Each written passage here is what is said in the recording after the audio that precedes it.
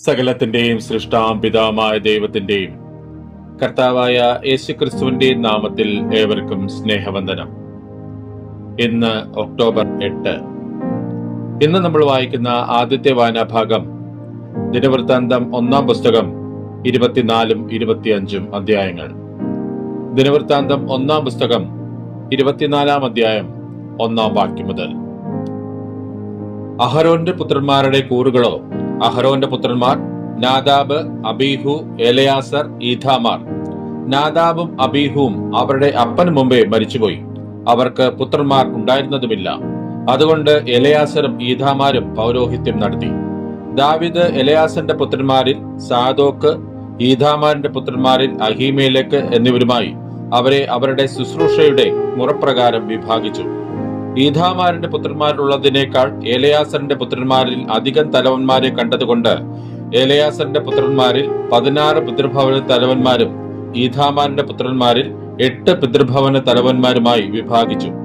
എലയാസറിന്റെ പുത്രന്മാരിലും ഈഥാമാരിന്റെ പുത്രന്മാരിലും വിശുദ്ധ സ്ഥലത്തിന്റെ പ്രഭുക്കന്മാരും ദൈവാലയത്തിന്റെ പ്രഭുക്കന്മാരും ഉള്ളതുകൊണ്ട് അവരെ തരഭേദം കൂടാതെ ചീട്ടിട്ട് വിഭാഗിച്ചു.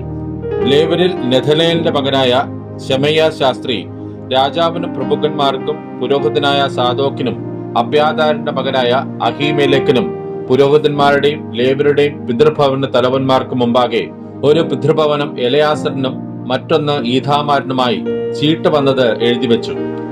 ഒന്നാമത്തെ ചീട്ട് യഹോയാരീബിനും, രണ്ടാമത്തേത് യെദായാവിനും, മൂന്നാമത്തേത് ഹാരീമിനും, നാലാമത്തേത് ശെയോരീമിനും, അഞ്ചാമത്തേത് മൽക്കീയാവിനും, ആറാമത്തേത് മീയാമിനും, ഏഴാമത്തേത് ഹാക്കോസിനും, എട്ടാമത്തേത് അബിയാവിനും, ഒമ്പതാമത്തേത് യേശുവയ്ക്കും, പത്താമത്തേത് ശഖനിയാവിനും, 11-ാമത്തേത് എല്യാശീബിനും, 12-ാമത്തേത് യാഖീമിനും, 13-ാമത്തേത് ഹുപ്പയ്ക്കും, 14-ാമത്തേത് ഏശയാബിനും, 15-ാമത്തേത് ബിൽഗയ്ക്കും, 16-ാമത്തേത് ഇമ്മേരിനും, 17-ാമത്തേത് ഹേസേരിനും, 18-ാമത്തേത് ഹപ്പീസേസിനും, 19-ാമത്തേത് പെത്തഹ്യാവിനും, 20-ാമത്തേത് ഹെസ്കേലിനും, 21-ാമത്തേത് യാഖീനും, 22-ാമത്തേത് ഗാമൂലിനും, 23-ാമത്തേത് ദലായാവിനും, 24-ാമത്തേത് മയസ്യാവിനും വന്നു.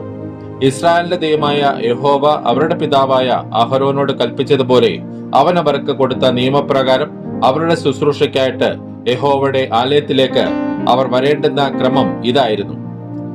ശേഷം ലേവി പുത്രന്മാരോ? അമ്രാമിന്റെ പുത്രന്മാരിൽ ശൂബായൽ, ശൂബായലിന്റെ പുത്രന്മാരിൽ യഹദ്യാവ്, രഹബ്യാവോ, രഹബ്യാവിന്റെ പുത്രന്മാരിൽ തലവൻ ഇശ്യാവ്, ഹിഷ്ഹാരിൽ ശെലോമോത്ത്, ശെലോമോത്തിന്റെ പുത്രന്മാരിൽ യഹത്ത്, ഹെബ്രോന്റെ പുത്രന്മാരിൽ എരിയാവ് തലവൻ, അമര്യാവ് രണ്ടാമൻ, യഹസിയേൽ മൂന്നാമൻ, യെക്കബെയാം നാലാമൻ. ഊസിയലിന്റെ പുത്രന്മാർ മീഖ, മീഖയുടെ പുത്രന്മാർ ഷാമീർ, മീഖയുടെ സഹോദരൻ ഇശ്യാവ്, ഇശ്യാവിന്റെ പുത്രന്മാരിൽ സെഖര്യാവ്. മെരാരിയുടെ പുത്രന്മാർ മഹ്ലി, മൂഷി. യഹസ്യാവിന്റെ പുത്രന്മാർ ബെനോ. മെരാരിയുടെ പുത്രന്മാർ യഹസ്യാവിൽ നിന്ന് ഉത്ഭവിച്ച ബെനോ, ശോഹം, സക്കൂർ, ഇബ്രി. മഹ്ലിയുടെ മകൻ എലയാസർ, അവന് പുത്രന്മാർ ഉണ്ടായിരുന്നില്ല. കീശോ, കീശുവിന്റെ പുത്രന്മാർ എരഹ്മേൽ. മൂശിയുടെ പുത്രന്മാർ മഹ്ലി, ഏഥേർ, എരിമോത്ത്. ഇവർ പിതൃഭവനമായി ലേവിയുടെ പുത്രന്മാർ.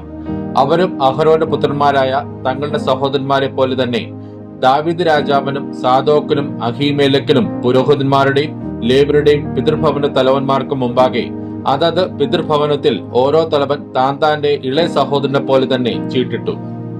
ദിനവൃത്താന്തം 1-ാം പുസ്തകം 25-ാം അധ്യായം 1-ാം വാക്യം മുതൽ. ദാവീദും സേനാധിപതിമാരും കിന്നരം, വീണ, കൈത്താളം എന്നിവ കൊണ്ട് പ്രവചിക്കുന്നവരായ ആസാഫിന്റെയും ഹേമാന്റെയും യെദൂഥൂന്റെയും പുത്രന്മാരെ ശുശ്രൂഷയ്ക്കായി വേർതിരിച്ചു. ഈ ശുശ്രൂഷയിൽ വേല ചെയ്തവരുടെ സംഖ്യയാവിത്. ആസാഫിന്റെ പുത്രന്മാരോ? രാജാവിന്റെ കൽപ്പനയാൽ പ്രവചിച്ച ആസാഫിന്റെ കീഴിൽ ആസാഫിന്റെ പുത്രന്മാരായ സഖൂർ, യോസേഫ്, നെഥന്യാവ്, അശരേല. യെദൂഥൂന്യരോ? യഹോവയെ വാഴ്ത്തി സ്തുതിക്കുന്നതിൽ കിന്നരം കൊണ്ട് പ്രവചിച്ച തങ്ങളുടെ പിതാവായ യെദൂഥൂന്റെ കീഴിൽ ഗഥല്യാവ്, സേരി, യെശയ്യാവ്, ഹശബ്യാവ്, മദ്ധ്യാവ് എന്നിങ്ങനെ യെദൂഥൂന്റെ പുത്രന്മാർ 6 പേർ. ഹേമാന്യരോ? ബുക്കിയാവ്, മഥന്യാവ്, ഊസിയേൽ, ഷെബുവേൽ, എരിമോത്ത്, ഹനന്യാവ്, ഹനാനി, എലിയാഥ, ഗിദൽതി, രോമംതിയേസർ, ഹെസ്ബേക്കാശ, മല്ലോഥി, യോഥീർ, മഹസിയോത്ത് എന്നിവർ ഹേമാന്റെ പുത്രന്മാർ. ഇവർ എല്ലാവരും ദൈവത്തിന്റെ വചനങ്ങളിൽ രാജാവിന്റെ ദർശകനായ ഹേമാന്റെ പുത്രന്മാർ. അവന്റെ കൊമ്പ് ഉയർത്തേണ്ടതിന് ദൈവം ഹേമാന് 14 പുത്രന്മാരെയും 3 പുത്രിമാരെയും കൊടുത്തിരുന്നു. ഇവർ എല്ലാവരും ദൈവാലയത്തിലെ ശുശ്രൂഷയ്ക്ക് കൈത്താളങ്ങളാലും വീണകളാലും കിന്നരങ്ങളാലും യഹോവയുടെ ആലയത്തിൽ സംഗീതത്തിനായി താന്താങ്ങളുടെ അപ്പന്റെ കീഴിലും ആസാഫും യദൂഥൂനും ഹേമാനും നേരെ രാജാവിന്റെ കൽപ്പനയ്ക്ക് കീഴിലും ആയിരുന്നു. യഹോവയ്ക്ക് സംഗീതം ചെയ്യുവാൻ അഭ്യാസം പ്രാപിച്ച നിപുണന്മാരായവരുടെ സകല സഹോദരന്മാരുമായി അവരുടെ സംഖ്യ 288. താന്താങ്ങളുടെ ഉദ്യോഗക്രമം നിശ്ചയിക്കേണ്ടതിന് അവർ ചെറിയവനും വലിയവനും ഗുരുവും ശിഷ്യനും ഒരുപോലെ ചീട്ടിട്ടു. ഒന്നാമത്തെ ചീട്ട് ആസാഫിനു വേണ്ടി യോസെഫിന് വന്നു. രണ്ടാമത്തേത് ഗദലിയാവിന് വന്നു. അവനും സഹോദരന്മാരും അവന്റെ പുത്രന്മാരും കൂടി 12 പേർ. മൂന്നാമത്തേത് സക്കൂരിന് വന്നു. അവനും പുത്രന്മാരും സഹോദരന്മാരും കൂടി 12 പേർ. നാലാമത്തേത് ഇസ്രിക്ക് വന്നു. അവനും പുത്രന്മാരും സഹോദരന്മാരും കൂടി 12 പേർ. അഞ്ചാമത്തേത് കെഥന്യാവിന് വന്നു. അവനും പുത്രന്മാരും സഹോദരന്മാരും കൂടി 12 പേർ.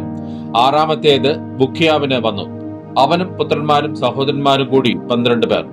ഏഴാമത്തേത് എസരയിലേക്ക് വന്നു. അവനും പുത്രന്മാരും സഹോദരന്മാരും കൂടി 12 പേർ. എട്ടാമത്തേത് യെശയ്യാവിന് വന്നു. അവനും പുത്രന്മാരും സഹോദരന്മാരും കൂടി 12 പേർ. ഒമ്പതാമത്തേത് മത്ഥന്യാവിന് വന്നു. അവനും പുത്രന്മാരും സഹോദരന്മാരും കൂടി 12 പേർ. പത്താമത്തേത് ശിമേയയ്ക്ക് വന്നു.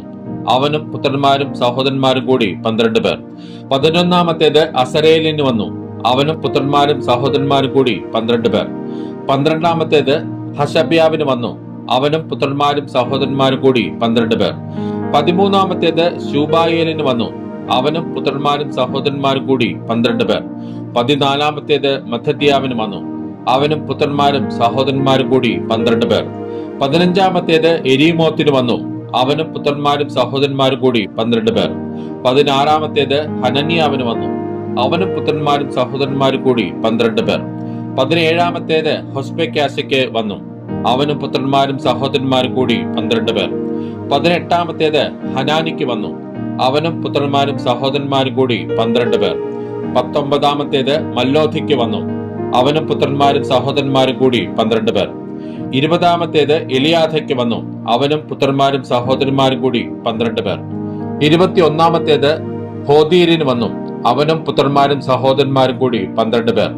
22ാമത്തേത് ഗിദൽതിക്ക് വന്നു. അവനും പുത്രന്മാരും സഹോദരന്മാരും കൂടി 12 പേർ. 23ാമത്തേത് മഹസിയോത്തിന് വന്നു. അവനും പുത്രന്മാരും സഹോദരന്മാരും കൂടി 12 പേർ. 24ാമത്തേത് രോമംതിയേസറിന് വന്നു.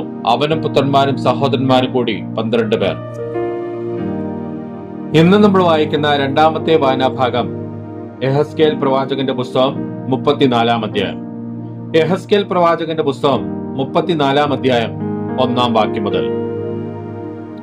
യഹോവയുടെ അരുളപ്പാട് എനിക്കുണ്ടായത് എന്തെന്നാൽ, മനുഷ്യപുത്ര, ഇസ്രായേലിന്റെ ഇടയന്മാരെ കുറിച്ച് പ്രവചിക്കാം. നീ പ്രവചിച്ച് അവരോട്, ഇടയന്മാരോട് തന്നെ പറയേണ്ടത്, യഹോവയായ കർത്താവ് ഇപ്രകാരം അരുളി ചെയ്യുന്നു, തങ്ങളെ തന്നെ മേയിക്കുന്ന ഇസ്രായേലിന്റെ ഇടയന്മാർക്ക് അയ്യോ കഷ്ടം.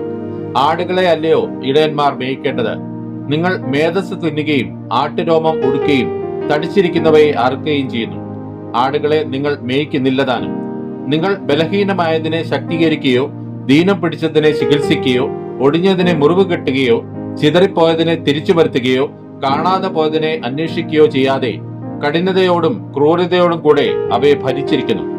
ഇടയൻ ഇല്ലായ്ക കൊണ്ട് അവ ചിതറിപ്പോയിട്ട് അവ കാട്ടിലെ സകല മൃഗങ്ങൾക്കും ഇരയായി തീർന്നു. എന്റെ ആടുകൾ എല്ലാ മലകളിലും ഉയരമുള്ള എല്ലാ കുന്നിന്മേലും ഉഴന്നു നടന്നു. ഭൂതലത്തിലൊക്കെയും എന്റെ ആടുകൾ ചിതറിപ്പോയി. ആരും അവയെ തിരയുകയോ അന്വേഷിക്കുകയോ ചെയ്തിട്ടില്ല. അതുകൊണ്ട് ഇടയന്മാരെ, യഹോവയുടെ വചനം കേൾപ്പിൻ. എന്നാണ് ഇടയനില്ലായ്ക കൊണ്ടത്രേ എന്റെ ആടുകൾ കവർച്ചയായി പോവുകയും എന്റെ ആടുകൾ കാട്ടിലെ സകല മൃഗത്തിനും ഇരയായി തീരുകയും ചെയ്തത് എന്ന് യഹോവയായ കർത്താവിന്റെ അരുളപ്പാട്. എന്റെ ഇടയന്മാർ എന്റെ ആടുകളെ അന്വേഷിക്കാതെ തങ്ങളെ തന്നെ മേയ്ക്കുകയും ആടുകളെ മേയ്ക്കാതിരിക്കുകയും ചെയ്യുക കൊണ്ട്, ഇടയന്മാരെ, യഹോവയുടെ വചനം കേൾപ്പിൻ. യഹോവയായ കർത്താവ് ഇപ്രകാരം അരുളി ചെയ്യുന്നു, ഞാൻ ഇടയന്മാർക്ക് വിരോധമായിരിക്കുന്നു. ഞാൻ എന്റെ ആടുകളെ അവരുടെ കയ്യിൽ നിന്ന് ചോദിച്ച് ആടുകളെ മേയ്ക്കുന്ന വേലയിൽ നിന്ന് അവരെ നീക്കിക്കളയും. ഇടയന്മാർ ഇനി തങ്ങളെ തന്നെ മേയ്ക്കയില്ല. എന്റെ ആടുകൾ അവർക്ക് ഇരയാകാതിരിക്കേണ്ടതിന് ഞാൻ അവയെ അവരുടെ വായിൽ നിന്ന് വിടുവിക്കും. യഹോവയായ കർത്താവ് ഇപ്രകാരം അരുളിച്ചെയ്യുന്നു: ഞാൻ തന്നെ എന്റെ ആടുകളെ തിരഞ്ഞു നോക്കും. ഒരു ഇടയൻ ചിതറിപ്പോയിരിക്കുന്ന തന്റെ ആടുകളുടെ ഇടയിൽ ഇരിക്കുന്ന നാളിൽ തന്റെ ആട്ടിൻകൂട്ടത്തെ അന്വേഷിക്കുന്നത് പോലെ ഞാൻ എന്റെ ആടുകളെ അന്വേഷിച്ചു. അവ കാറും കറുപ്പുമുള്ള ദിവസത്തിൽ ചിതറിപ്പോയ സകല സ്ഥലങ്ങളിലും നിന്ന് അവയെ വിടുവിക്കും. ഞാൻ അവയെ ജാതികളുടെ ഇടയിൽ നിന്ന് പുറപ്പെടുവിച്ച് ദേശങ്ങളിൽ നിന്ന് ശേഖരിച്ച് സ്വദേശത്ത് കൊണ്ടുവന്ന് ഇസ്രായേൽ മലകളിലും നദീതീരങ്ങളിലും ദേശത്തിലെ സകല വാസസ്ഥലങ്ങളിലും മേയ്ക്കും. നല്ല മേച്ചിൽ പുറത്ത് ഞാൻ അവയെ മേയ്ക്കും. ഇസ്രായേലിന്റെ ഉയർന്ന മലകൾ അവയ്ക്ക് കിടപ്പിടം ആയിരിക്കും. അവിടെ അവ നല്ല കിടപ്പിടത്ത് കിടക്കുകയും ഇസ്രായേൽ മലകളിലെ പുഷ്ടിയുള്ള മേച്ചിൽ പുറത്ത് മേയുകയും ചെയ്യും. ഞാൻ തന്നെ എന്റെ ആടുകളെ മേയ്ക്കുകയും കിടത്തുകയും ചെയ്യുമെന്ന് യഹോവയായ കർത്താവിന്റെ അരുളപ്പാട്. കാണാതെ പോയതിനെ ഞാൻ അന്വേഷിക്കുകയും ഓടിച്ചു കളഞ്ഞതിനെ തിരിച്ചു വരുത്തുകയും ഒടിഞ്ഞതിനെ മുറിവ് കെട്ടുകയും ദീനം പിടിച്ചതിനെ ശക്തീകരിക്കുകയും ചെയ്യും. എന്നാൽ കൊഴുത്തതിനെയും ഉരത്തതിനെയും ഞാൻ നശിപ്പിക്കും. ഞാൻ ന്യായത്തോടെ അവയെ മേയ്ക്കും. നിങ്ങളോ എന്റെ ആടുകളെ, യഹോവയായ കർത്താവ് ഇപ്രകാരം അരുളിച്ചെയ്യുന്നു: ഞാൻ ആടിനും മധ്യയും ആട്ടുകൊറ്റന്മാർക്കും കോലാട്ടുകൊറ്റന്മാർക്കും മധ്യയും ന്യായം വിധിക്കുന്നു. നിങ്ങൾ നല്ല മേച്ചൽ മേഞ്ഞിട്ട് മേച്ചലിന്റെ ശേഷിപ്പിനെ കാൽ കൊണ്ട് ചവിട്ടിക്കളയുന്നതും തെളിഞ്ഞ വെള്ളം കുടിച്ചിട്ട് ശേഷിപ്പുള്ളതിനെ കാൽ കൊണ്ട് കലക്കിക്കളയുന്നതും നിങ്ങൾക്ക് പോരായോ? നിങ്ങൾ കാൽ കൊണ്ട് ചവിട്ടിയത് എന്റെ ആടുകൾ തിന്നുകയും നിങ്ങൾ കാൽ കൊണ്ട് കലക്കിയത് അവ കുടിക്കുകയും ചെയ്യണമോ? അതുകൊണ്ട് യഹോവയായ കർത്താവ് അവയോട് ഇപ്രകാരം അരുളിച്ചെയ്യുന്നു: ഞാൻ തന്നെ തടിച്ച ആടുകൾക്കും മെലിഞ്ഞ ആടുകൾക്കും മധ്യേ ന്യായം വിധിക്കും. ദീനം പിടിച്ചവയെ നിങ്ങൾ പരക്കെ ചിതറിക്കുവോളം പാർശ്വം കൊണ്ടും തോൾ കൊണ്ടും മുന്തി അവയെ ഒക്കെയും കൊമ്പുകൊണ്ട് ഇടിക്കുന്നതിനാൽ ഞാൻ എന്റെ ആട്ടിൻകൂട്ടത്തെ രക്ഷിക്കും. അവ ഇനി ഇരയായി തീരുകയില്ല. ഞാൻ ആടിനും മധ്യേ ന്യായം വിധിക്കും. അവയെ മേയ്ക്കേണ്ടതിന് ഞാൻ ഒരു ഇടയനെ അവയ്ക്കായി നിയമിക്കും, എന്റെ ദാസനായ ദാവീദിനെ തന്നെ. അവൻ അവയെ മേയിച്ച് അവയ്ക്ക് ഇടയനായിരിക്കും. അങ്ങനെ യഹോവയായ ഞാൻ അവർക്ക് ദൈവവും എന്റെ ദാസനായ ദാവീദ് അവരുടെ മധ്യേ പ്രഭുവുമായിരിക്കും. യഹോവയായ ഞാൻ അത് അരുളി ചെയ്തിരിക്കുന്നു. ഞാൻ അവയോട് ഒരു സമാധാന നിയമം ചെയ്ത് ദുഷ്ടമൃഗങ്ങളെ ദേശത്ത് നിന്ന് നീക്കിക്കളയും. അങ്ങനെ അവ മരുഭൂമിയിൽ നിർഭയമായി വസിക്കുകയും കാടുകളിൽ ഉറങ്ങുകയും ചെയ്യും. ഞാൻ അവയെയും എന്റെ കുന്നിനും ചുറ്റുമുള്ള സ്ഥലങ്ങളെയും ഒരു അനുഗ്രഹമാക്കി വെക്കും. ഞാൻ തക്ക സമയത്ത് മഴ പെയ്യ്ക്കും. അത് അനുഗ്രഹകരമായ മഴയായിരിക്കും. വയലിലെ വൃക്ഷം ഫലം കായ്ക്കുകയും നിലം നന്നായി വിളയുകയും അവർ തങ്ങളുടെ ദേശത്ത് നിർഭയമായി വസിക്കുകയും ഞാൻ അവരുടെ നുകക്കഴികളെ പൊട്ടിച്ച് അവരെ കൊണ്ട് പണി എടുപ്പിച്ചവരുടെ കയ്യിൽ നിന്ന് അവരെ വിടുവിക്കുകയും ചെയ്യുമ്പോൾ ഞാൻ യഹോവയെന്ന് അവർ അറിയും. അവർ ഇനി ജാതികൾക്ക് കവർച്ചയായി തീരുകയില്ല. കാട്ടുമൃഗം അവരെ കടിച്ചു കീറുകയില്ല. അവർ നിർഭയമായി വസിക്കും. ആരും അവരെ ഭയപ്പെടുത്തുകയുമില്ല. ഞാൻ അവർക്ക് കീർത്തിയുള്ളൊരു നടുതല വെച്ചുണ്ടാക്കും. അവർ ഇനി ദേശത്ത് പട്ടിണി കിടന്ന് നശിക്കയില്ല. ജാതികളുടെ നിന്ന ഇനി വഹിക്കുകയുമില്ല. ഇങ്ങനെ അവരുടെ ദൈവമായ യഹോവ എന്ന ഞാൻ അവരോടുകൂടെ ഉണ്ടെന്നും ഇസ്രായേൽ ഗൃഹമായിരിക്കുന്ന അവർ എന്റെ ജനമാകുന്നുവെന്നും അവർ അറിയുമെന്ന് യഹോവയായ കർത്താവിന്റെ അരുളപ്പാട്. എന്നാൽ എന്റെ മേച്ചിൽ പുറത്തെ ആടുകളായി എന്റെ ആടുകളായുള്ളവരെ, നിങ്ങൾ മനുഷ്യരത്രേ, ഞാനോ നിങ്ങളുടെ ദൈവമെന്ന് യഹോവയായ കർത്താവിന്റെ അരുളപ്പാട്. ഇന്ന് നമ്മൾ വായിക്കുന്ന മൂന്നാമത്തെ വായനാഭാഗം അപ്പോസ്തലനായ പൗലോസ് ഫിലിപ്പിയർക്ക് എഴുതിയ ലേഖനം 1-2 അധ്യായങ്ങൾ. അപ്പോസ്തലനായ പൗലോസ് ഫിലിപ്പിയർക്ക് എഴുതിയ ലേഖനം 1 അധ്യായം 1 വാക്യം മുതൽ. ക്രിസ്തുയേശുവിന്റെ ദാസന്മാരായ പൗലോസും തിമോഥെയോസും ഫിലിപ്പിയിൽ ക്രിസ്തുയേശുവിലുള്ള സകല വിശുദ്ധന്മാർക്കും അധ്യക്ഷന്മാർക്കും ശുശ്രൂഷകന്മാർക്കും കൂടെ എഴുതുന്നത്: നമ്മുടെ പിതാവായ ദൈവത്തിൽ നിന്നും കർത്താവായ ക്രിസ്തുയേശുവിൽ നിന്നും നിങ്ങൾക്ക് കൃപയും സമാധാനവും ഉണ്ടാകട്ടെ. ഞാൻ നിങ്ങൾക്ക് എല്ലാവർക്കും വേണ്ടി കഴിക്കുന്ന സകല പ്രാർത്ഥനയിലും എപ്പോഴും സന്തോഷത്തോടെ പ്രാർത്ഥിച്ചും നിങ്ങളിൽ നല്ല പ്രവൃത്തിയെ ആരംഭിച്ചവൻ യേശുക്രിസ്തുവിന്റെ നാളോളം അതിനെ തികയ്ക്കുമെന്ന് ഉറപ്പായി വിശ്വസിച്ചുമിരിക്കുന്നു. 1 നാൾ മുതൽ ഇതുവരെയും സുവിശേഷ ഘോഷണത്തിൽ നിങ്ങൾക്കുള്ള കൂട്ടായ്മ നിമിത്തം ഞാൻ നിങ്ങളെ ഓർക്കുമ്പോഴൊക്കെയും എന്റെ ദൈവത്തിന് സ്തോത്രം ചെയ്യുന്നു. കൃപയിൽ എനിക്ക് കൂട്ടാളികളായ നിങ്ങളെയൊക്കെയും എന്റെ ബന്ധനങ്ങളിലും സുവിശേഷത്തിന്റെ പ്രതിവാദത്തിലും സ്ഥിരീകരണത്തിലും ഞാൻ എന്റെ ഹൃദയത്തിൽ വഹിച്ചിരിക്കൊണ്ട് അങ്ങനെ നിങ്ങളെ എല്ലാവരെയും കുറിച്ച് വിചാരിക്കുന്നത് എനിക്ക് ന്യായമല്ലോ. ക്രിസ്തുയേശുവിന്റെ ആർദ്രതയോടെ ഞാൻ നിങ്ങളെ എല്ലാവരെയും കാണുവാൻ എത്ര വാഞ്ചിക്കുന്നു എന്നതിന് ദൈവം സാക്ഷി. നിങ്ങളുടെ സ്നേഹം മേൽക്കുമേൽ പരിജ്ഞാനത്തിലും സകല വിവേകത്തിലും വർദ്ധിച്ചു വന്നിട്ട് നിങ്ങൾ ഭേദാഭേദങ്ങളെ വിവേചിപ്പാറാകണമെന്നും ക്രിസ്തുവിന്റെ നാളിലേക്ക് നിർമ്മലന്മാരും ഇടർച്ചയില്ലാത്തവരും ദൈവത്തിന്റെ മഹത്വത്തിനും പുകഴ്ചയ്ക്കുമായിട്ട് യേശുക്രിസ്തുവിനാൽ നീതിഫലം നിറഞ്ഞവരായി തീരണമെന്നും ഞാൻ പ്രാർത്ഥിക്കുന്നു. സഹോദരന്മാരെ, എനിക്ക് ഭവിച്ചത് സുവിശേഷത്തിന്റെ അഭിവൃദ്ധിക്ക് കാരണമായി തീർന്നുവെന്ന് നിങ്ങൾ അറിവാൻ ഞാൻ ഇച്ഛിക്കുന്നു. എന്റെ ബന്ധനങ്ങൾ ക്രിസ്തു നിമിത്തമാകുന്നുവെന്ന് അകമ്പടി പട്ടാളത്തിലൊക്കെയും ശേഷം എല്ലാവർക്കും തെളിവായി വരികയും സഹോദരന്മാർ മിക്ക പേരും എന്റെ ബന്ധനങ്ങളാൽ കർത്താവിൽ ധൈര്യം കൊണ്ട് ദൈവത്തിന്റെ വചനം ഭയം കൂടാതെ പ്രസ്താവിപ്പാൻ അധികം തുനിയുകയും ചെയ്തിരിക്കുന്നു. ചിലർ ക്രിസ്തുവിനെ അസൂയയും പിണക്കവും നിമിത്തം പ്രസംഗിക്കുന്നു, ചിലരോ നല്ല മനസ്സോടെ തന്നെ. അവർ സുവിശേഷത്തിന്റെ പ്രതിവാദത്തിനായിട്ട് ഞാൻ ഇവിടെ കിടക്കുന്നു എന്ന് അറിഞ്ഞിട്ട് അത് സ്നേഹത്താൽ ചെയ്യുന്നു. മറ്റവരോ എന്റെ ബന്ധനങ്ങളിൽ എനിക്ക് ക്ലേശം വരുത്തുവാൻ ഭാവിച്ചുകൊണ്ട് നിർമ്മലതയോടല്ല ശാഠ്യത്താൽ അത്രേ ക്രിസ്തുവിനെ പ്രസംഗിക്കുന്നത്. പിന്നെ എന്ത്, നാട്യമായിട്ടോ പരമാർത്ഥമായിട്ടോ ഏതു വിധമായാലും ക്രിസ്തുവിനെയല്ലോ പ്രസംഗിക്കുന്നത്. ഇതിൽ ഞാൻ സന്തോഷിക്കുന്നു, ഇനിയും സന്തോഷിക്കും. നിങ്ങളുടെ പ്രാർത്ഥനയാലും യേശുക്രിസ്തുവിന്റെ ആത്മാവിന്റെ സഹായത്താലും അത് എനിക്ക് രക്ഷാകാരണമായി തീരുമെന്ന് ഞാൻ അറിയുന്നു. അങ്ങനെ ഞാൻ ഒന്നിലും ലജ്ജിച്ചു പോകാതെ പൂർണ്ണ ധൈര്യം കൊണ്ട് ക്രിസ്തു എന്റെ ശരീരത്തിങ്കൽ ജീവനാൽ ആകട്ടെ മരണത്താൽ ആകട്ടെ എപ്പോഴും എന്ന പോലെ ഇപ്പോഴും മഹിമപ്പെടുകയുള്ളൂ എന്ന് പ്രതീക്ഷിക്കുകയും പ്രത്യാശിക്കുകയും ചെയ്യുന്നു. എനിക്ക് ജീവിക്കുന്നത് ക്രിസ്തുവും മരിക്കുന്നത് ലാഭവുമാകുന്നു. എന്നാൽ ജഡത്തിൽ ജീവിക്കുന്നതിനാൽ എന്റെ വേലയ്ക്ക് ഫലം വരുമെങ്കിൽ ഏത് തിരഞ്ഞെടുക്കേണ്ടു എന്ന് ഞാൻ അറിയുന്നില്ല. ഇവ രണ്ടിനാലും ഞാൻ ഞെരുങ്ങുന്നു. വിട്ടുപിരിഞ്ഞ് ക്രിസ്തുവിനോടുകൂടെ ഇരിപ്പാൻ എനിക്ക് കാംക്ഷയുണ്ട്. അത് അത്യുത്തമമല്ലോ. എന്നാൽ ഞാൻ ജഡത്തിൽ ഇരിക്കുന്നത് നിങ്ങൾ നിമിത്തം ഏറെ ആവശ്യം. ഇങ്ങനെ ഉറച്ചുകൊണ്ട് നിങ്ങളുടെ വിശ്വാസത്തിന്റെ അഭിവൃദ്ധിക്കും സന്തോഷത്തിനുമായി തന്നെ ഞാൻ ജീവനോടിരിക്കുമെന്നും നിങ്ങളോട് എല്ലാവരോടും കൂടെ ഇരിക്കുമെന്നും അറിയുന്നു. അങ്ങനെ ഞാൻ നിങ്ങളുടെ അടുക്കൽ മടങ്ങി വരുന്നതിനാൽ എന്നെക്കുറിച്ച് നിങ്ങൾക്കുള്ള പ്രശംസ ക്രിസ്തുയേശുവിൽ വർദ്ധിപ്പാൻ ഇടയാകും. ഞാൻ നിങ്ങളെ വന്ന് കണ്ടിട്ടോ ദൂരത്തിരുന്ന് നിങ്ങളുടെ അവസ്ഥ കേട്ടിട്ടോ നിങ്ങൾ ഏക ആത്മാവിൽ നിലനിന്ന് എതിരാളികളാൽ ഒന്നിലും കുലുങ്ങിപ്പോകാതെ ഏക മനസ്സോടെ സുവിശേഷത്തിന്റെ വിശ്വാസത്തിനായി പോരാട്ടം കഴിക്കുന്നു എന്ന് ഗ്രഹിക്കേണ്ടതിന് ക്രിസ്തുവിന്റെ സുവിശേഷത്തിന് യോഗ്യമാം വണ്ണം മാത്രം നടപ്പിൻ. ഇത് അവരുടെ നാശത്തിനും നിങ്ങളുടെ രക്ഷയ്ക്കും ഒരു അടയാളമാകുന്നു. അത് ദൈവം തന്നെ വെച്ചതാകുന്നു. ക്രിസ്തുവിൽ വിശ്വസിപ്പാൻ മാത്രമല്ല അവന് വേണ്ടി കഷ്ടം അനുഭവിപ്പാനും കൂടെ നിങ്ങൾക്ക് വരം നൽകിയിരിക്കുന്നു. നിങ്ങൾ എങ്കൽ കണ്ടതും ഇപ്പോൾ എന്നെക്കുറിച്ച് കേൾക്കുന്നതുമായ അതേ പോരാട്ടം നിങ്ങൾക്കും ഉണ്ടല്ലോ. അപ്പോസ്തലനായ പൗലോസ് ഫിലിപ്പർക്ക് എഴുതിയ ലേഖനം 2-ാം അധ്യായം 1-ാം വാക്യം മുതൽ.